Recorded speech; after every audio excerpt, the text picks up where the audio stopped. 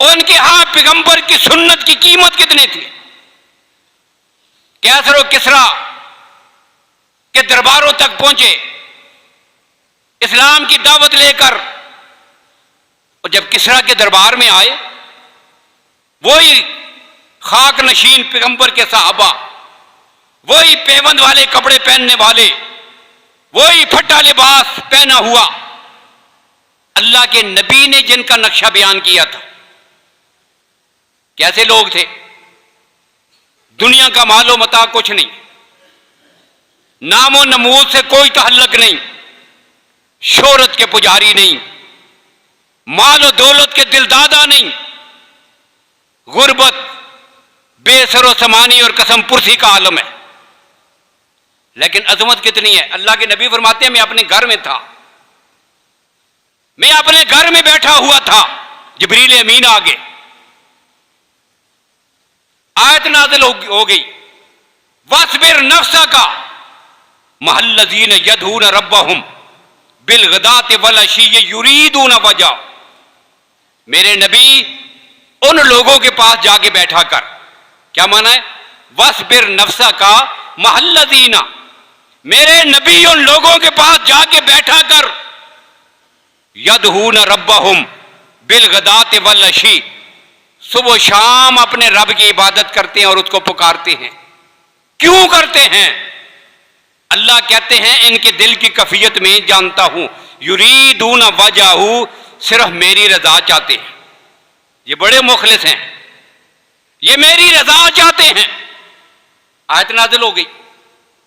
अल्लाह के नबी फरमाते हैं सल्लल्लाहु अलैहि वसल्लम, मैं घर से बाहर निकला कि जाकर देखूं तो सही वो कौन लोग हैं। अल्लाह जिब्रील को भेजकर कुरान को नाज़िल करके मुझे उनके पास बैठने का हुक्म दे रहे हैं। कौन हैं? जाके देखूं तो सही। मैं मस्जिद में आ गया और जब मस्जिद में पहुंचा, मैंने देखा सहाबा किराम की एक जमात बैठी हुई, सहाबा किराम बैठे हुए। अब अल्लाह के नबी ने उनका नक्शा खींचा है।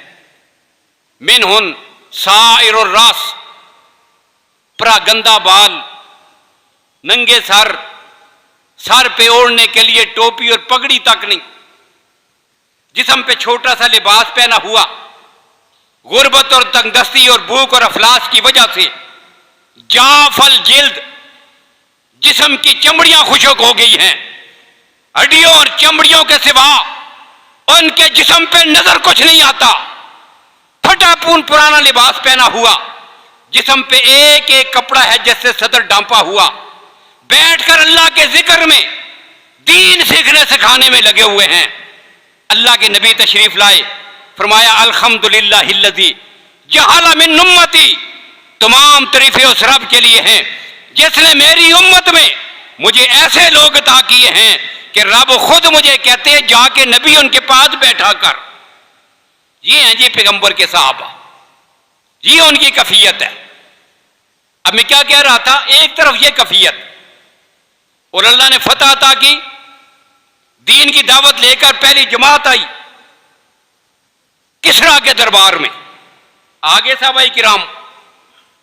अब जब यहां पहुंचे, बादशाह को दीन की दावत देने के लिए आए, दरबार लगा हुआ है, और वही अपनी पुरानी सादगी की हालत में सहाबाए किराम भी तशरीफ ले आए।